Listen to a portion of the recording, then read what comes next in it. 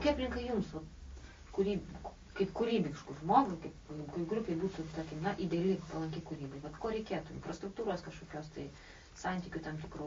Pafantazuoti tokį modelį. Kas turėtų būti, kad jūs sėkmingai kurtumėt ir jūs gyventumėt kūrybą? Na, visų pirma, turbūt žmonės, kurie eina į koncertus. Visų trečia, turėtų būti Vilniui proteguojama tokių live klubų įsikūrimas. Jo, galėtų nors vienas klubas būti. Jo, yra 1-2, bet jie sunkiai gyvuoja. O tai kaip Vilniui 2 klubai, tai čia yra nesąmonė. Mažoka.